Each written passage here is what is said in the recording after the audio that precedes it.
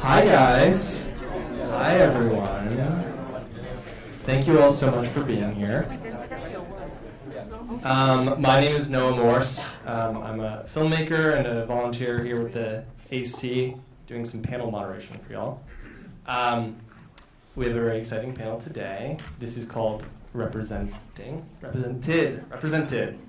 Welcome to Represented. We're going to have a conversation with a couple of our friends here who are agents and managers.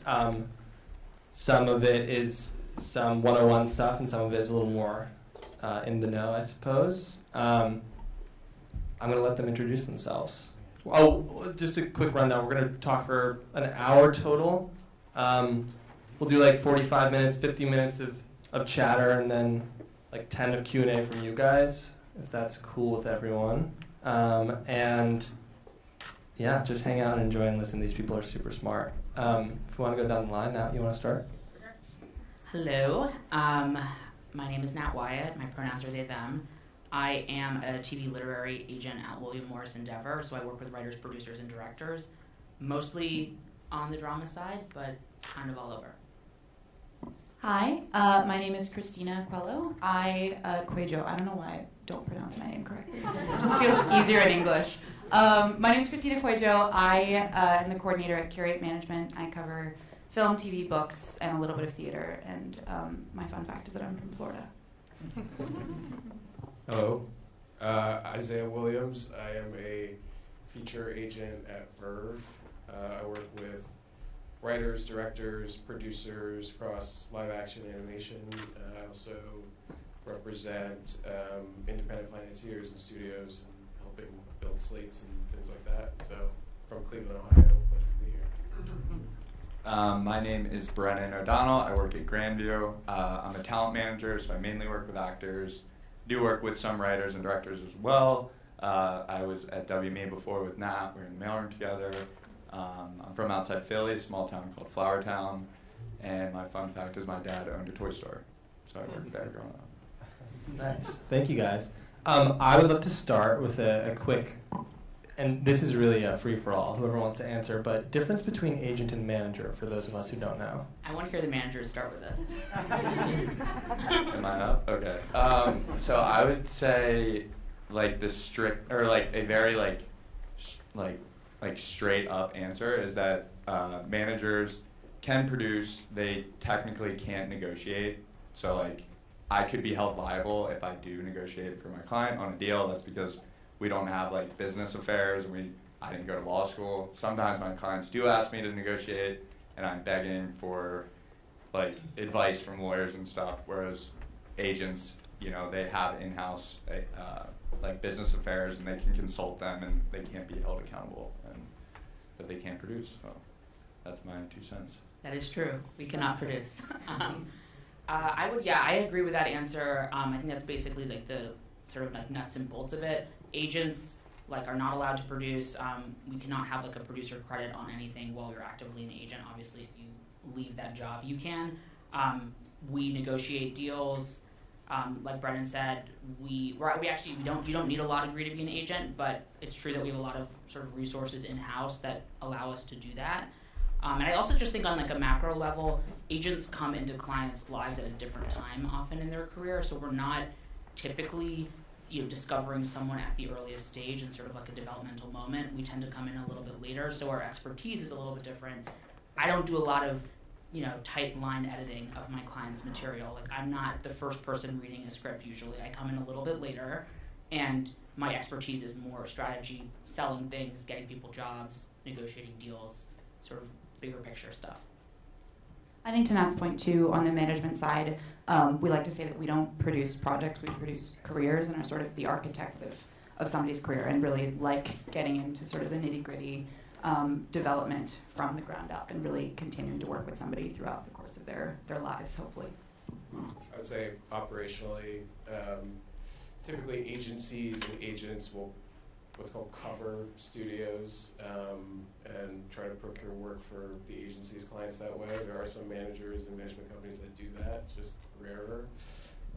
So that's kind of like what allows the informational flow to kind of always be going through the agency, because the studio execs are always like, great, here's an agent calling, I've got to give them information because they know we're calling about, you know, potentially trying to slot clients into those opportunities. And then we'll disseminate that information to managers, the teams, to try and book jobs. Cool. Isaiah, you just touched on it a little bit, but can you talk a little bit more about the overlap between agents and managers and how you guys work together? Yeah, I mean, I think it'll be different for everybody. I think for me, philosophically, I like to think I'm very managerial in how I agent, if that makes sense. I do like to read, I do like to give notes and those types of things. I think there is, you know, just kind of a rule of thumb that we at Verve and I just try to live by is, you know, just try and always talk as a team. You know, you don't want to try and gatekeep. So whether you got the piece of information or you got something in for a client versus the manager, just kind of always making sure everyone's in the loop on everything, because there are times that we won't know about things at studios that managers will know about. So there's a lot of collaboration. We're talking all the time, and sometimes I literally don't know the difference between what we can and can't do, besides the fiduciary, as Brennan kind of said.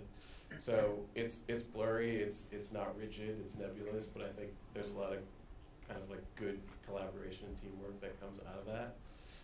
Managers are partners. I like to share multiple clients with multiple managers. So, yeah. Yeah, I agree with that. I also would say the best, and this is like very much my own take, I'm sure people would disagree with me, I think the best agents are a little bit managerial and the best managers are a little bit agent-like, in the sense that, you know, a manager is going to be a little bit closer to the creative process for a client typically, but the best managers are very hungry and intense when it comes to getting work for their clients. And the flip side of that is that the best agents actually care about the material, and they're not just there to like move pieces around and get people work. So I think that's sort of how I understand the distinction and sort of how those two, you know, parts can fit together. There's not a single client I work with who doesn't have a manager. I really like working with managers. I think it's sort of like, not to put it in my terms, which is astrological terms, but I feel like, you know, there are different sort of brains, and so for agents, we get wrapped up in having rosters that are often over 100 people, and managers just think a little bit differently. They're a little bit closer to it all, so they can kind of pull you out of that way of thinking and towards something that's like a little bit more holistic and a little bit more creative. So I think that partnership is really healthy. That being said, plenty of people have one and don't have both throughout their career, so it's not like you need to have both. Great, awesome. I would love for you all to share a little bit about how you got into it. It can be, I think, a very difficult world to break into. A lot of people don't know how it happens, and it's a difficult world to stay in, frankly. How did it start, and when did you know that you wanted to pursue it and continue on as agents and managers? Okay. So, I mean, I really oddly was like 7 and was like, I want to be in the movie business. And like, I was again in a really small farm town, and like they were like, what are you talking about? But I then went to Tulane, studied filmmaking down there, loved it. One of my professors was like, go work at an agency. I just spent like my whole senior year like cold calling, cold emailing everyone at Verve, CA, WME, just like had no idea what I was doing. Then WME called me. I was on a road trip around the country right after I graduated. I was at the Grand Canyon. They were like, hey, could you come interview tomorrow? I was like, could it be in 2 weeks? They were like, no, it's tomorrow. So I was like, shit. So pretty much drove overnight. It was like a 10-hour drive. Went to Target, and I bought a suit there. And I did the interview, returned the suit, kept driving around the country. The day I got back to Philly, they were like, you got the job, you start in 10 days. I was like, could it be in 2 months? They're like, you could reapply in 2 months. I was like, great. So then I moved out here, and I lived in Pasadena, and I commuted every day with public transportation. It was like 2 hours, but I was like, I got my foot in the door. And like, I think agencies, like, I had no idea what I was walking into, but it was like such an information hub. Like, I met so many people. It was so hard and like really challenging, but I think I could tell I was like in the right setting. And I honestly moved out here like really wanting to solely be a producer, but like the more I was in WME and then kind of got exposed to management, it was like, oh my God, like I've always been a people person. I always love working with people, and like so much of representation is just like hearing about what you like, artists want to do, and then just being like a problem solver and like a support system. So it's really was, I think, like a year into working at WME, I was like, okay, like this rep side is actually really exciting, and yeah, that's kind of how I got my foot in the door. So. I definitely fell into it. Similar story in terms of just kind of like the speed by which you have to kind of accept opportunities, right? I was a high school entrepreneur and went to school and studied business. I have a degree in finance. I worked at a bank for all of 6 weeks before I decided that I was making too much money and I wanted to go make minimum wage in an agency mailroom, because that's what it was. So it was really just kind of like Brennan said, the advice that I got to get your foot into the business of entertainment was to start a mailroom somewhere. The only thing I realized I had a passion for in life was movies, and don't have the discipline to be a creative. I think I think like a creative, which I think makes me a good rep, but don't have the discipline to live that life and really focus on it. So started in a mailroom, and they kind of taught me what an agent was. Like, I think, I'd be lying if I didn't say like every agency tries to convince you to be an agent, because not a lot of people want to do it, to be honest. So there are some agencies that make you start as a trainee, others that kind of let you choose. I got to choose. So decided really on Verve because they offered me the job first. So have grown to love it there and appreciate it. It's kind of a more tailored business. Kind of grew out of a representation of writers into everyone now, but I think I just got lucky in that regard. And I decide every day that I still want to be doing it. So ask me tomorrow, it could be a different answer, but it's a lot of fun. But I kind of fell into it and I'm liking it. It's like a master class in terms of education. I think we all kind of fell into it. I started, I was doing classical ballet from 3 to 18 and was auditioning for companies, and it wasn't really happening. And I kind of hit this point where I was like, I should probably go to college in this case. And the only thing that I liked was movies. And so I got a film degree, and because my mom is Asian, she was like, I'm not paying for an art degree, you have to do something else. And Nat and I actually went to college together. And I studied film theory and econ at Yale, and I loved it, but it was very theoretical, and it was very much like, here are all these super old movies you will never watch again, but like, all important and great. But then I took a screenwriting class because I thought, well, if I want to do film, it's either I'm a writer or a director. Those are the only jobs.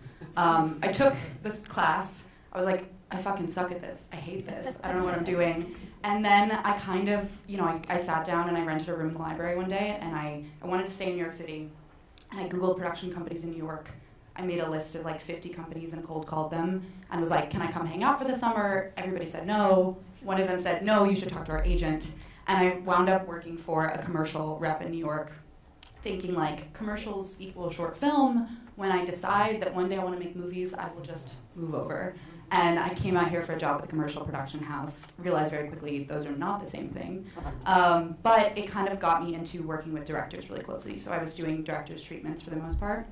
And then worked for a producer who was crazy enough to hire me, even though I'd never been on a desk. She was like, you'll learn it, give it a shot. And then when I was kind of trying to figure out my next thing, I happened to meet my now boss, who was like, do you want to be a manager? I said, absolutely not. She said, okay, well, let's talk. She explained the job to me, and I was like, I'm sorry, you'll pay me to do this? And she was like, yeah, it doesn't sound great, and now here I am, and I tell them every day that I'll be there until they fire me. But I think it really was about getting that first taste of being like, okay, these are artists who are creating work that I could never do, and I know what I like, but I also know that I could never execute it. So being able to be in this position where our job is to really go out and find creatives whose work we're really passionate about and champion it is kind of the best part and the whole kind of essence of the job.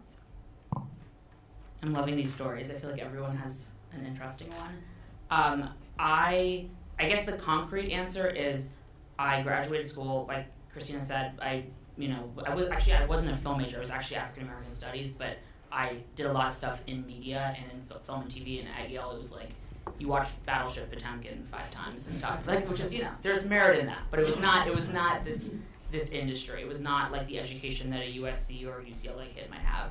And I had no clue what I wanted to do post-grad. I worked in politics really briefly. I was a speechwriter for the 2018 midterm elections. Did that, so I was paid to write, which was an interesting experience.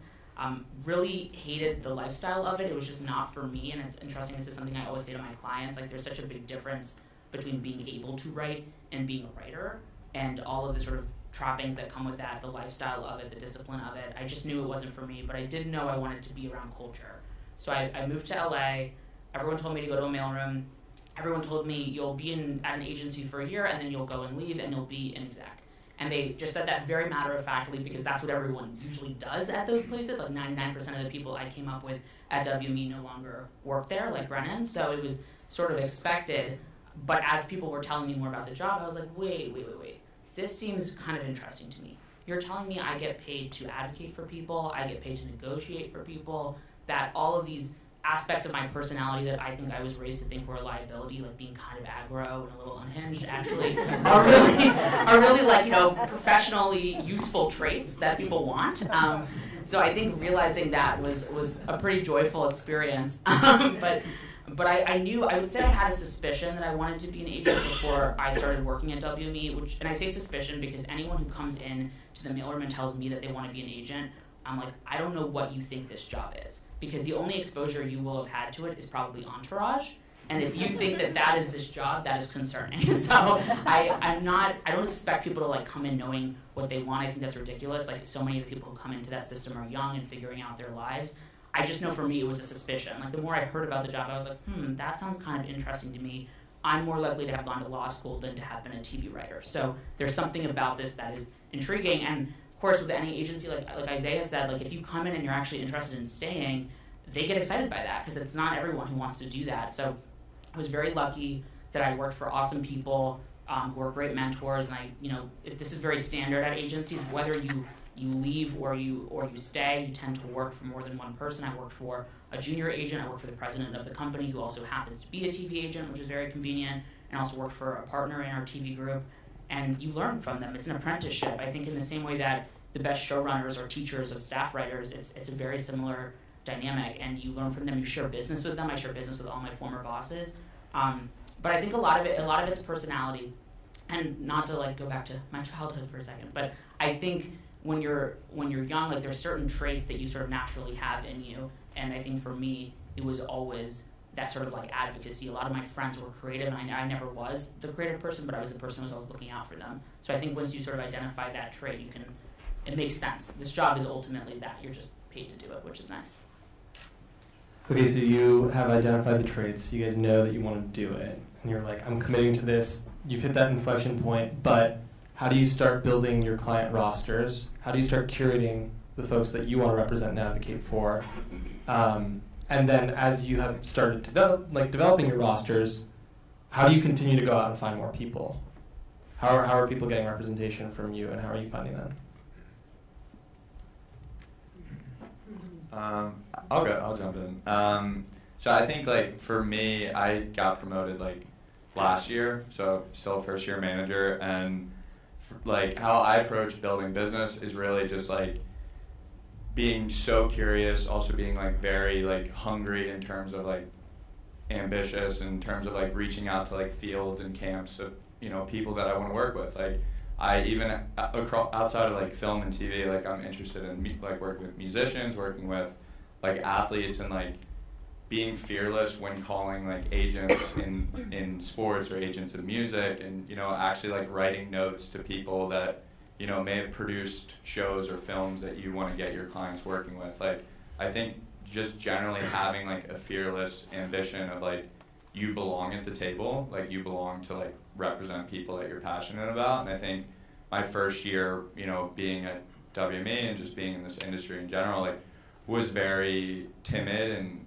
pursuing things that I felt that I was passionate about. And I think in like the last 2 years, just believing in yourself is like so important. So I think in terms of like building clients, it's really like watching shows or movies. Like, I watch a lot of like international TV, and like I reach out to agents who like don't even really speak great English, and like I'm working with a language gap, and it's really just like approaching a new relationship, because most of like any new signs or like any new client, you have to meet people for the first time. So it's like being very genuine and honest, and you know, letting people know where you're at and trying to connect with them, even if there isn't a ton of overlap. But typically, when you ask someone what they want to do, and then you think about your network, if there's one person that might be like correlated or connected to what they want, then you can be a resource for them. So I always try to figure out what people want, whether that's a client or an agent representing a client I want to rep, or just like a friend, and then just be like, let's figure it out. Like, and then if you help them, you know, they can grow and blossom. So.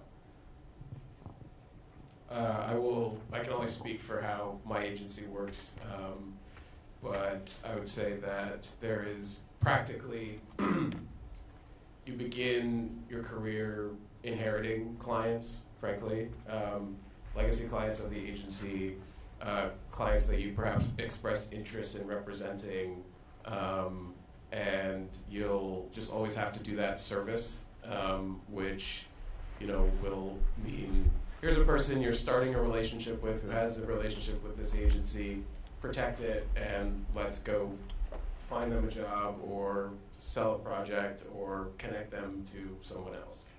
The other half of that is building, sourcing, signing, and there's so much there, right? I love a good signing pursuit, right? You don't always win them, but you know, to just be able to meet people where they are, hear about their business, and give kind of your perspective on how you think that you can add to their business, right? Because, you know, what I think sometimes people don't understand exactly on the nose this way is that we work for the clients, right? We get 10% of your business and your income, and in exchange for that, you are hopefully getting our knowledge of the business applied to our knowledge and passion for growing your business, right? So not every person that I represent is going to be a big studio director working in that space, because they say, I only want to direct what I generate, right? Those are the kinds of people that I like to work with, but that takes a lot of time, right? People who might only want to engage with material that they source, right? There are other people who are just like, I just want to make money and put me into the system best you can. Great. So I love that part about it. I really like to sink my teeth into the building of it. Like I said, I represent some studios and some producers, so it's a little bit less of, you know, managing a relationship with a creative, which is very different than saying, okay, you control 10 scripts, how are we going to go get these all made? It's the same sort of conversation, but a lot of that is building, and it's all about growth. I rely a lot on my management relationships to flag people that I should know to me. As Nat said, you know, are kind of getting an agent most likely at a little bit, you know, not to say further point, but you probably already have 2 shorts in the can. You probably have, you know, a general understanding about what it's like to be, you know, in the staffing system trying to get a job. But, you know, there are a lot of developmental clients, right, that I'll just see some shorts sometimes where, like, I just have to work with this person. I know that they are going to be special and that I just want to ride their wave. Like, that's always going to be the thing. But I think it can come from anywhere. What I'll say is, like, I get a lot of, like, unsolicited emails in my inbox all the time. You know, play your game, do your thing. I don't really read those, right? So I'm sure that people do, but there's just like certain ways that you can go about approaching getting representation that isn't the cold reach out, because I'd say generally people aren't as responsive to those just because, you know, the qualification process can be a little, you know, nebulous and annoying. So sometimes agents and managers just need to know where to spend their time, put their attention. So, you know, we need help. And that's why our relationships are so important. I have to jump in on the unsolicited submissions, just because if there's one thing you get out of this. I think it's just important to know, I agree with Isaiah, like, shoot your shot if you think this is the moment, but know that we really tend to not engage with them, and that even if we do, I would ask you the question of, if you're emailing an agent, do you want the first script you ever wrote to be the thing that that person is reading? Because you have a chance to make an impression with someone once, realistically. And I've had people who have won awards at film festivals who have reached out and been like, hey, do you want to read my script? And I'm like, yes, I'm happy to, but I'll only do it once. So like, is this the thing? Is this the thing you want me to be reading? And if the answer is yes, like great, but just know that it's not always a bad thing to like wait a little bit and to hone your craft and to wait for the right moment to introduce yourself creatively to someone else. Like it's not, I think it can feel like a race, and in some ways, you know, perhaps it is, but I think in other ways it's smart to make sure you're introducing yourself to someone at the right point in time. And another thing I'll say is most of my clients I sign through people whose taste I trust. So there are relationships you may have that you don't realize are actually really valuable relationships, but that is the relationship that might get you a manager or an agent. There are people who I trust deeply who are producers who, if they send me a script and they say, you need to work with that person, I'm reading that script that night and making a decision about what I need to do there. So it's thinking about people who can be in your orbit, who have great taste, who have great relationships. That's realistically how you're going to get something into someone's inbox and actually have them engage with it. Getting something into someone's inbox is not enough, right? Like they need to actually read it and care about it and want to do something with it. So thinking about those relationships, I definitely go to film festivals. Like I'm sure I will be at Sundance this year, and it will be crazy. But it's not, you know, that's the thing about a lot of those big festivals is at that point you kind of already know going into it who the sort of like people to sign are. Like a lot of agents and managers are doing their homework far in advance, so it's not necessarily that that's always the place where someone's quote unquote getting discovered. The homework has already been done in advance. So again, a lot of it is getting relationships with people where you can get your foot in the door and, you know, get a manager or an agent to really take you seriously. And also, I will say, I mean, you know, if I love a show, I really, really love a show, I'll look at who's staffed in that room.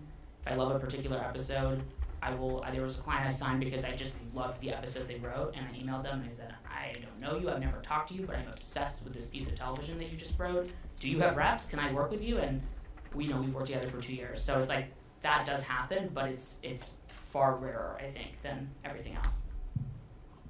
Yeah, I think to that point too, once you get those meetings and you start talking to reps, I think it's about being really specific too about where you want to go, and that can always change, but I think that's something that's really important to us, is to be able to sit down with a potential client and be like, well, where do you see yourself in 5 years, in 10 years? Because that kind of informs what our approach could be. And I think to that point, you know, I can again only speak for our company, but one of the big pillars of my company is just really wanting to be really creator driven and creator focused. And so yes, staffing is a part of our business. It's not necessarily our bread and butter. I think what really excites us are also people who want to do a feature and might want to do TV, but maybe have an idea for a book or a podcast. And I think it's about figuring out what your niche is and like really making that your superpower. I think on our side of things, like I have very specific random interests that like I'm obsessed with food. I'm hell-bent on finding like a Dave Chang type chef who can plug into all these different areas. So whatever your thing is that like really excites you, I think it's about making that your thing going into those meetings and the thing that like really is informing your work too. Because I think, you know, to Nat's point too about just cold reaching out to people, I have a client who I work with who I signed through a DM on Instagram because I was like, I think your stuff is really cool, and started talking that way. But I think it's really for us about really looking under all rocks and trying to see where, you know, other people might not be looking, whether it's still paying attention to things like festivals, but also really trying to kind of extend our reach too. Can you guys talk a little bit about maybe the folks who don't necessarily live in like industry hubs like LA and New York, who are making stuff, who are working, who are trying to get their, you know, voices heard and their work out there, who might, you know, have great potential for representation, but don't necessarily like have the relationships yet. If not the cold reach, what is the way? Is there a way? I think that's a really thoughtful, smart question, because it's something that I think I didn't exactly realize until I was in it, right? How many people work in this industry that aren't based here, right?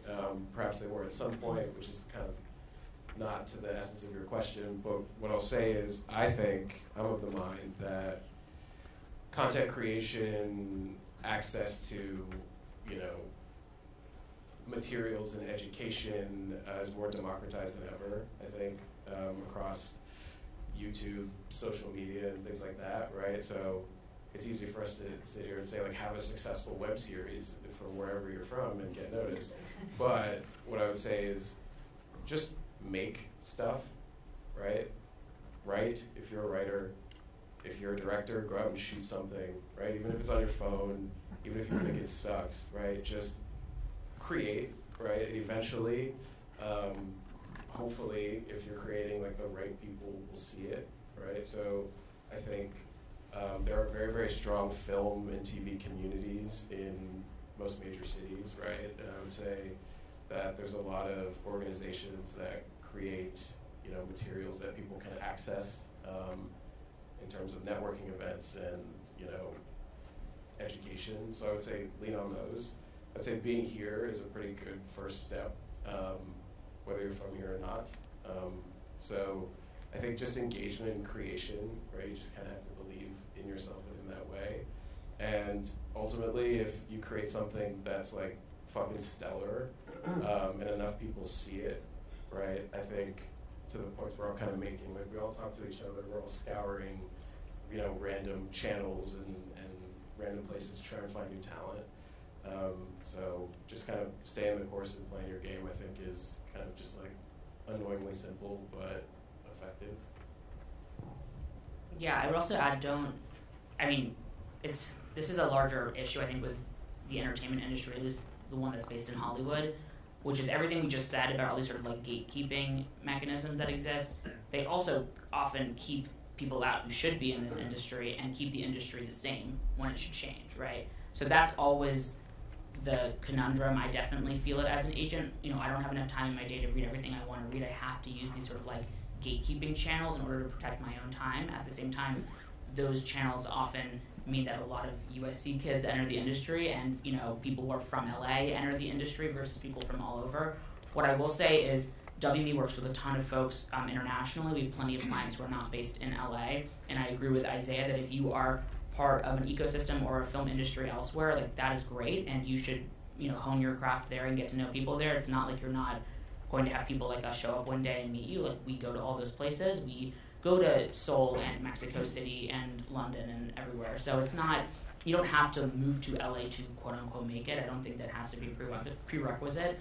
One thing I will say though is really doing stuff that's out there and weird and taking risks will always work in your favor. And certainly when it comes to like self-promotion on the internet, I think, you know, you're your first agent first and foremost, or your first rep first and foremost. And I think younger artists tend to feel like the networking side of things, it's not like why they're signing up for this job. They want to be creative. At the same time, like, you are your rep until you can pay someone else to be your rep for you.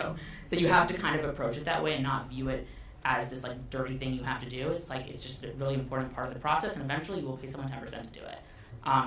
But the internet, it's interesting. You will often, like, I found people in the craziest ways. Like, there's someone who I'm working with now who I found their play via their profile, like their website online, because I was Googling, is Taylor Swift gay? and the play is named Why Taylor Swift is Gay. So the second thing that came up was this play, and I was like, wow, that is weird. Like, I'm gonna email this person and ask to read it. So all to say, like, the internet is powerful. Like, you know, put your stuff online. Like, you never know who will email you, and I'm sure we've all done that at one point or another. We've hit someone up and been like, hey, you don't know me, but this seems really interesting. Like, I'd love to check it out. So yes, you don't have to be here. And last thing I will say is also being in LA and being in this industry, like specifically here, you are a product of your environment. And I see this happen to lots of artists where you enter this world and you start to write and talk and be like a lot of other people in this world. So if you're someone who's based outside of, you know, Hollywood proper, like, be proud of that. I mean, that's your point of view, that's your art, right? That's like why, you know, you can storytell in a way that's different than other people. So instead of viewing that as like this handicap, like, it's not. It's actually a huge asset, and like, you will, you know, the person will find you eventually. Now, I think we just got a little bit of insight into your taste. I would love to hear from you guys a little bit about like what you're looking for in your prospective clients. How does your taste drive you? What are the things that interest you about someone when you're looking to sign them? I like really weird shit. Like, I really love anything that feels really ambitious and that you read on the page and you're like, how would this ever get made? I think that excites me, even if it doesn't always land, to just know that somebody has a really specific point of view. Again, like, not to use that word too much, but I do think that it is one of those things where for us it feels like the universal really is found in the specific. That's why I love shows like A Beef, right, where it feels like the world is so heavily textured and it is steeped in the fact that so many of the characters are Asian American. That's not the most interesting thing about them, but it informs the world. And so I think being able to have content and to read writing and to watch films that really feel like they have a very specific point of view is exciting to me, whether, across any genre. Selfishly, I also really would like to find more female action writers and female writers who can do genre really well. I think that that's something that, like, we're missing. I know that it's out there. I just, I don't get to see as much of it as I would like to. So that's something that I'm always looking for. But yeah, I think really am genre agnostic, just want something that feels really voicey and undeniable on the page. So I guess for my taste, I think the two areas I like typically just gravitate towards when reading is like slice of life, just like a kid going through it, or like true stories, whether that's like political, like war, sports. Funny enough, I don't rep writers that do either of those genres. They're all like horror writers. But on the acting front, and this kind of correlates to the last question just about like living in LA, like I rep about 25 actors, and almost about like 20 of them don't live in Los Angeles. Like they don't even live in the US. Most of the people I work with are international, and like it's really exciting for me. Like a lot of the actors I want are very driven, and they want to build up production in their home countries, and they want to, cross over into the States and like be a global name. So that is like exciting for me. I think when it comes to like who I want to represent, it's all about the person. Like I do really obviously gravitate towards really talented people on screen or on the paper, but like for me it's like when I sit down with them, like how driven are they, how ambitious are they, like how authentic are they someone I can introduce to the entire town and their words and actions will move people, and like that for me is exciting. Like I just started working with a woman from Saudi Arabia, and she told me like she took a movie that's going to premiere on Netflix at the end of the year and went to TIFF, and it did really well, and she won an award there. But she was getting death threats before she acted in this film, and that's just like how like treacherous that the culture is currently towards women. And she has high aspirations to make bring opportunities for young women in Saudi Arabia, and like for me, like that fires me up. Like that's like I really want to work hard for her, and like a lot of my clients have like goals like that in their home country, so it's just the person for me. So I would say, as a literary agent, good is good to me, and I like that.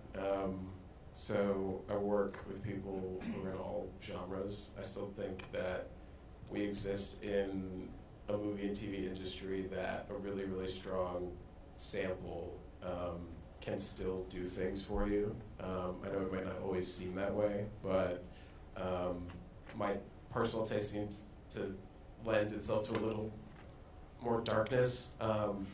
I like things that are super visual and thrilling, and that I'm on the edge of my seat the entire time reading them, kind of grounded in the characters. I think if you can write good characters, you can most likely write good anything. I like to feel seen in ways that I haven't been seen before. I like to experience that through other people's writing.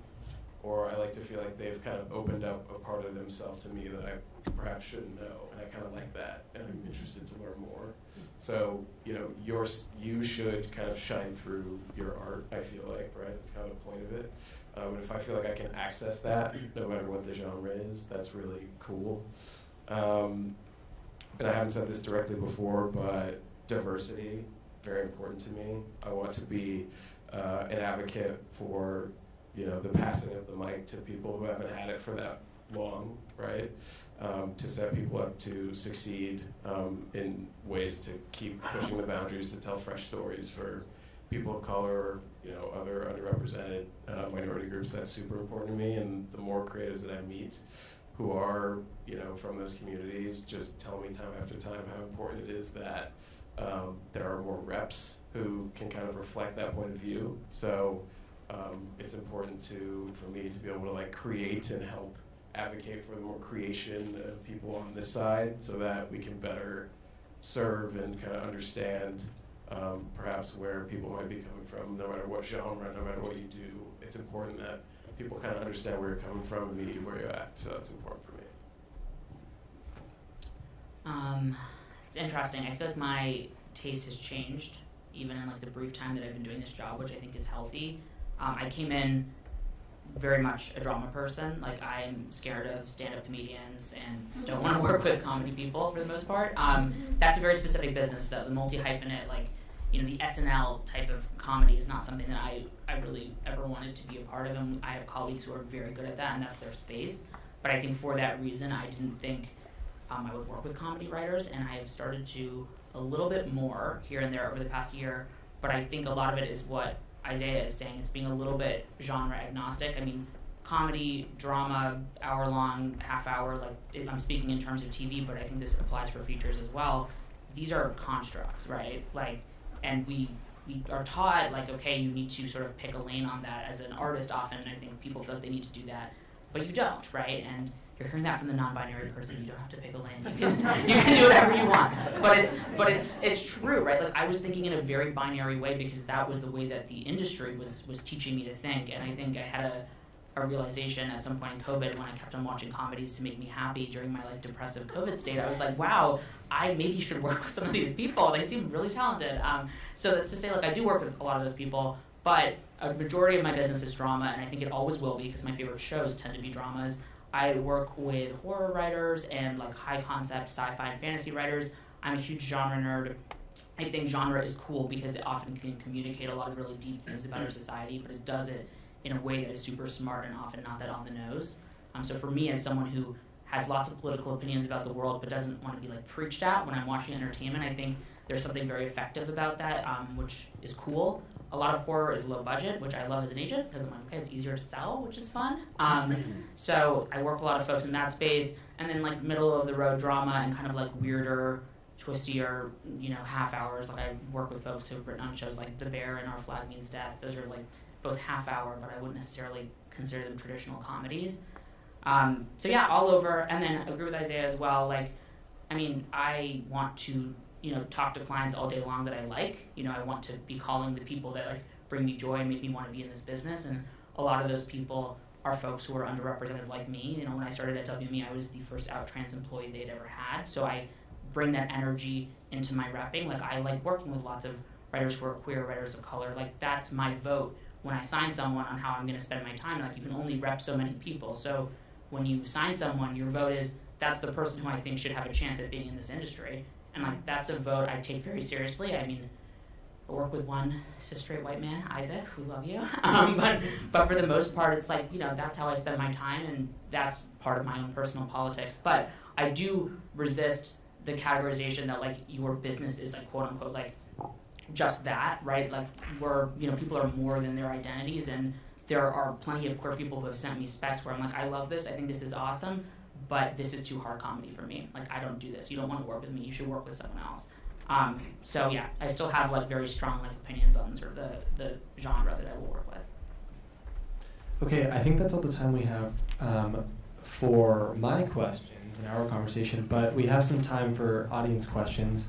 If folks have a question, I think we're going to just have you step up to the mic, so feel free. We can make a little line, and you can direct them over here.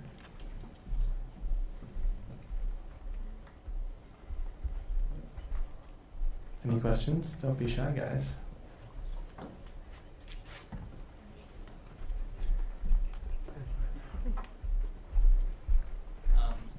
Hey everyone. What's your opinion on the current market right now in terms of writers and new IP? Are people buying? Are agencies signing new clients? Or is everyone playing catch up because of the strikes? You're asking my boss's questions that he asks me every day. Are people buying right now? What's the market? It's weird. I think people thought coming out of this that it was going to be like, and we should also say, like, I'm talking about writers, right? Of course, actors are still on strike. Like, Godspeed. Let's, like, you know, let's get them the things they need. But for writers, I think there was this expectation that when this was all over, it'd be like the floodgates would open and every spec would be bought and every book would be bought. I'm not seeing that. I think people are really cautious right now. Everyone is hurting financially, and so that, of course, impacts what people buy. I also think on the rep side of things, a lot of reps are looking at each other and waiting to see who takes out the big package first and how that goes, which is interesting. But I don't think it necessarily changes the reality for folks who are trying to break into this business. Like, at the end of the day, if you're trying to get staff for the first time or you're working on a short, like, focus on your craft. And obviously, like, finding ways to get paid is important, but a lot of clients at the lower levels in TV and in features, like, they supplement their income in other ways, and that's okay. We can pull the curtain away from that. Like, I think there's this expectation that you have to, like, lie and pretend you don't work at a coffee shop while also writing your script. Like, that's okay. Like, that's a reality for many writers who are up and coming in our industry. But yes, I think the spec and IP market right now is not great. We will see what January 2024 brings us. I'll just piggyback on that. Not very good.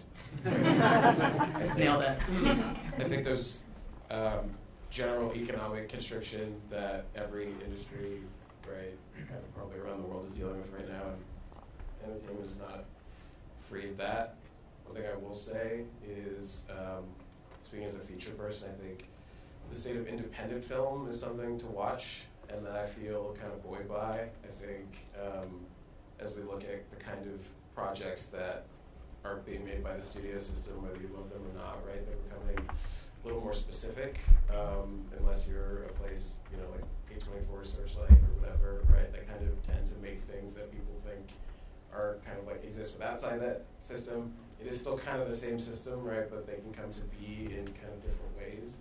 And so I would say, you know, as it pertains to IP for the sake of IP, right, that's, I think people think if I write it as a book first, then maybe someone will be interested in turning it into a spec or whatever. That's, you know, I would say IP is more so about the baked-in audience, right, and what, you know, the strength of the material is, and perhaps, you know, who would be interested in its adaptation, right?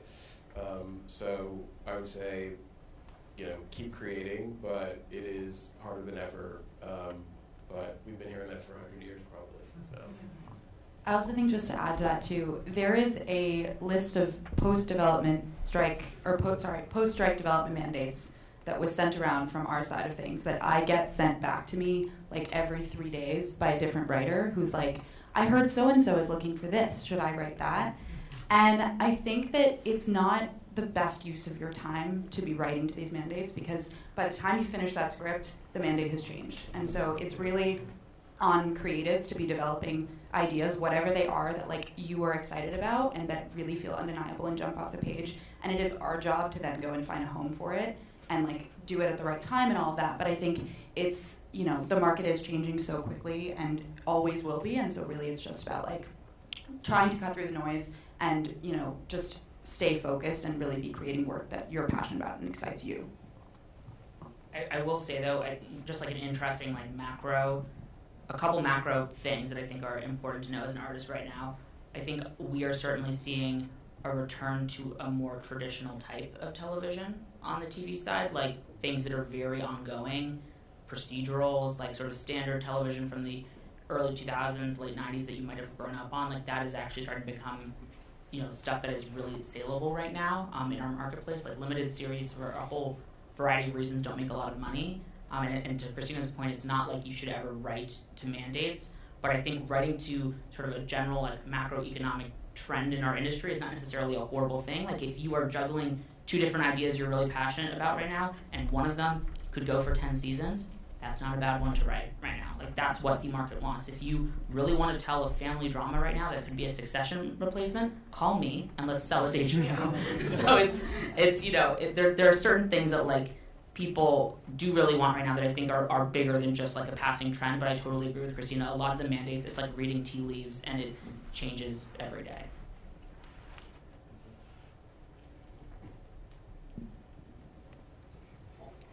Hey everybody. So my question is kind of for everybody at Proof. A lot of us have shorts here. We have feature scripts written on those shorts. I feel like a lot of us, I mean, all the shorts I've seen are really freaking good. And I'm sure the writing is really good on those feature scripts. And I feel like a lot of the filmmakers here might be ready or thinking about getting represented by a manager or agency on the literary / multi-hyphenate director producer side of things. And you spoke about it a little bit, but I was just curious maybe on that process and what you think the best way is to either get discovered or reach out or find somebody that's right for you to represent you in your work. I would say, again, we've touched on it a little bit. I think like to avoid the cold outreach, I think like you should try to get in with somebody in entertainment to like make calls for you. Like I think those go a long way. Like what I get a call from a producer friend, as Nat said, like people that I really trust being like, hey, like you should definitely read this or watch this. Like 10 out of 10, I'm gonna do it. Whereas like if it's a cold outreach, I get like 30 of them a day, and you can't. So what I would say is like realize where you're currently at. If you don't know anybody in the industry, that's your current spot, and you want to build that.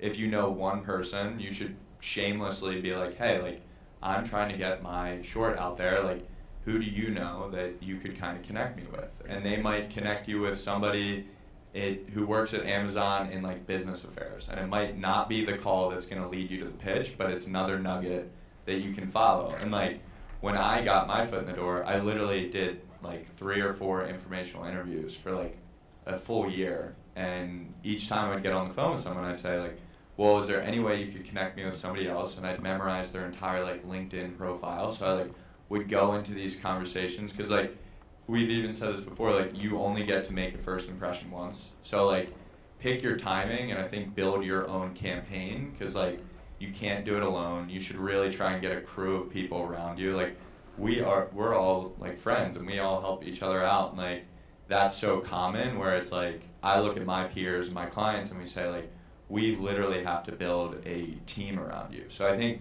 look at where you're currently at, identify your teammates, like they can be other creatives, they can be execs, and you should say like be super ambitious with what you want to do, but realize where you're at. Like whenever I start working with someone, I say like, what's your North Star? Like what career do you want to have in 10 years? Like who's the actor, who's the director, and then what are the tangible steps we can take right now to get there?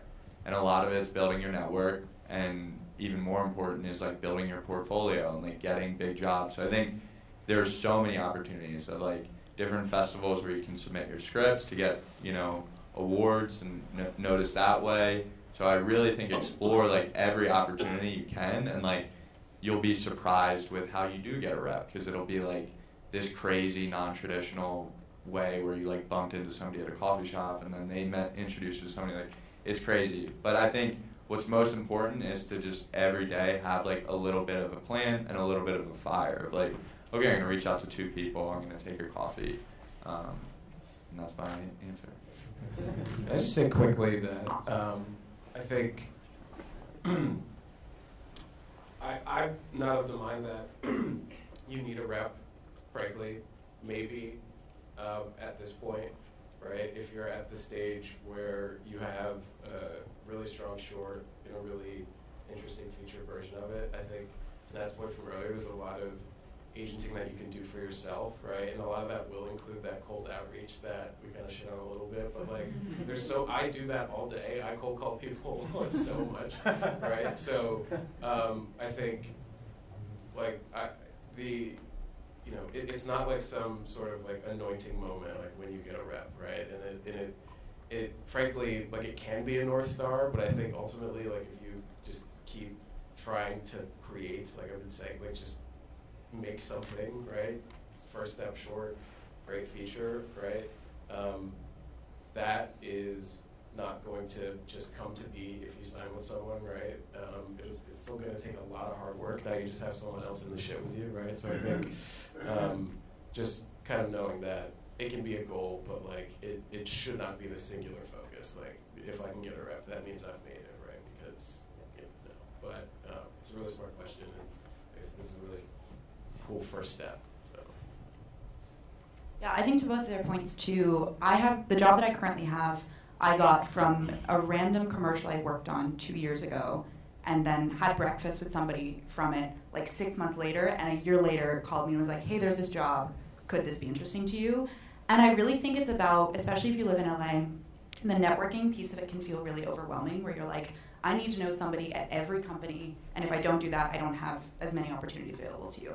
I think it's about also, as you're doing that, it's not just building, it's not just like finding relationships with people, it's really about nurturing them and building on them. And so really just finding your people. And if you're out here, the more you go to events like these, I have a friend who got his reps because he's an actor and would just show up, I'm not saying everybody should do this, but like would show up as an actor to all of these writer meetups and just made friends with all these writers and execs and just like pretended like he was supposed to be there. And honestly, a lot of, like we were saying earlier, like a lot of the recommendations that we get are from calling exec friends and being like, hey, I know that they have no, horse in this race, but like just curious, who are you excited about? What are you watching? And so the more people that you can have in your corner who you don't just know, but who are willing to kind of advocate for you, I think the better. I totally agree with all of that. Also, the last thing I'll say is, people are here, which is a great first step, but the festival game for shorts is a great, useful, way to employ your agenting on your own behalf. Like, get your shorts to bigger festivals that reps actually, are actively covering. So, for example, with like a South by or Sundance or festivals like that, which, in WME, both our features and TV colleagues will cover that. What we do is every day, folks who are in attendance will write up coverage of our favorite things we watched, and we share it to the 1,000 people we work with. So it's not like, if you can get to that stage, then you're not far from really starting to get people's attention. But to get to that stage, which I recognize is like a lift, it's getting your art to everyone, right? It's like you get into one festival that sort of like opens the door a little bit, and it pads your resume a little bit, and you can kind of weasel into more. So it's again like agenting on your own behalf, and it is sometimes, like Isaiah's right, it is sometimes like cold emailing someone, but it's just doing it in like a really smart and targeted way, where it's like the right time, the right ask, exactly what you need from that person. It's not as simple as, I just need you to look at something for me. So yeah, just being targeted and not being scared to be a little bit agency on your own behalf. Cool, thank you so much. I also have one more question. Nobody ever talks about this, or maybe they do, but not often, but what about representing duos, co-directors or co-writers?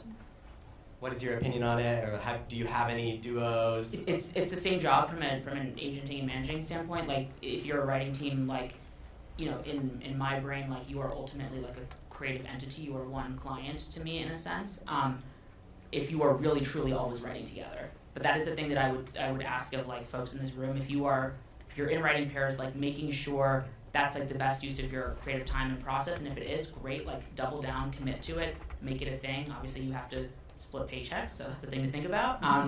But yes, it's the same job, and I don't think in our industry it necessarily like will hurt your chances of getting work or anything like that. It just is more like you're making a financial commitment to that other person. If you like to collaborate with people, but you don't always want to collaborate with people, that's a thing too. Like, we have writing pairs we also work with separately, but in that case, I would also encourage you to think about writing in mediums like television, where you get to be in a room with a bunch of people and collaborate with them, but you ultimately take a paycheck home that's just yours. So yeah, all to say, it doesn't actually change that much, realistically. They break up. Yeah, that too. I think we have time for one more question, if anyone else wants to step up. And if not, that is okay too. Do I see a hand in the back? Yeah, come on up. Can I just ask you from back here? Go for it. I can walk all the way over. What would you guys say about like the representation of someone who wants to be something like multi-hyphenate, whether that's an actor, producer, director, writer, but multi-hyphenate in the sense of the thing that they do not have a niche. They do not have a specific thing. Like, I think Nat said the words earlier about stick to your lane, or the idea of like not sticking to your lane. So an actor, a writer, producer comes up to you and they're like, well, I'm kind of excited about everything, and I have a portfolio that shows work in fashion as well as like commercial, as well as narrative, as well as shorts. Is that something that's actually like a nice thing to receive, or is that something that's kind of like actually that kind of goes against what we do as agents or managers, because they don't necessarily have a very specific niche or thing that they do? Then speak to that. I think it's really exciting. I also think it's a little hard and scary, because I think it is something that the multi-hyphenate idea is also something that I think we're all figuring out on our side as well, because so much of it is new, right? I think social media is an entirely new thing that didn't exist 10 years ago. So as we on our side really try and parse through, like, what does this look like from a representation standpoint, I think it's also just about like finding reps who want to be your champions in that arena and want to be continuously architecting that, like, I don't know if that's a word, but that kind of trajectory forward with you, and who are really in it for the long haul. So yeah, I think it's something that we all, like, I think want to be doing more of, and it's just a matter of figuring out, like, okay, you are now working with somebody who wants to be in the trenches with you and figure out what does that path forward look like, because I think it's about just at some point kind of crafting what your niche is, even if that's not necessarily kind of staying in one lane, what you want your career as a whole to look like. Yeah, I completely agree. I think certain reps do look more towards like signing multi-hyphenates. Certain reps avoid that. Like personally, I work with a handful of multi-hyphenates, and I think the only reason I feel comfortable doing that was because I worked in lit at WME, and now I'm working in talent. But a lot of reps, they came up in one field and they only really want to work in that. I think what's most important though, if you're exploring being a multi-hyphenate, I think it's very doable, but I think you have to be, you have to not be afraid to fail. Like, you have to be very comfortable. Let's say you came from an acting background and you want to be a writer, you should be very comfortable sitting down, and even if you scribble on paper every day for a week and nothing comes of it, you should still continue to do that. And over probably years, you'll see development. But I do hear a lot of, people who are artists, some even I've worked with in the past who, they say they're a writer, but they really don't write consistently. And I think what's most important, and even just kind of when we were talking about wanting to get reps, I think what's most important is you should just try to become an expert in either one field or multiple fields. If you do want to do writing and acting, don't worry about your first credit. Commit knowing that you're probably going to be in this industry for 20 or 30 years and be okay, well, I should just be focused on being the best possible artist in multiple or one field. So, and I think, a lot of people, even on the rep side or producer side, they get so caught up in their title or, the state of the market, and they forget to actually focus on their day-to-day job, whether that's creating or repping. And if you do that consistently for a year, for 3 years, you'll see yourself progress to something you didn't even think was attainable. So I also just think quickly, it's tough, right? Lanes are tricky. You should know what you're good at, right? And often knowing what you are good at, what you're happy doing, that will put you into a lane in a way that can often be really effective in your career. At the same time, you heard it from all of our talk about our taste, we all like people who are a little bendy and a little bit outside of just, one thing, one way of being as an artist. If you're a multi-hyphenate, I think having a manager can be really effective for you, because managers don't think departmentally in the way that agents do. I don't know if you've noticed, but I didn't talk about indie film a lot up here because I don't do that. That's not my job. I have some clients who, have indie films or work in features, but my day-to-day is in television. Isaiah's day-to-day is in features. Obviously, there's a little bit of moving across the aisle, but managers tend to think a little bit differently in regards to that. They are a little bit more open in repping you 360 in every aspect of your business. So I think that can be a very effective thing for multi-hyphenates. At the same time, agencies eventually can also be very effective for multi-hyphenates because we have so much reach in what we do. There are clients I work with who are primarily creative house fashion designers and creative consultants who also do commercial work, who also direct, who also write. And you can imagine if you are being repped by people who have a fashion department as well as a TV and features department, suddenly that's a very effective partnership for you as a creative person. So it's not to say that agents aren't useful eventually, but I think if you want someone who can really understand your craft as it exists, not just in one lane, that's honestly something that managers I think can be very good at. Just to really quickly piggyback off of what Nat said too, we represent some clients who are in the theater space and are playwrights who want to transition over. And I think sometimes it can also be about figuring out what your team looks like holistically, where we work in theater, but we also know that we are not based in New York. We're not in the theater scene as much as, say, some theater agents might be. So it might be beneficial for that client to have us and also have a theater agent dedicated to doing that part of their business. So I think that's also just a way that we, as like a team, work in tandem with agents to really be able to figure out, like, okay, we know what we're good at. We know that other people might be better at serving you in that one niche, so that kind of gives you a more like 360 approach, like Nat said. I think that's all the time we have. Let's give it up for our panelists.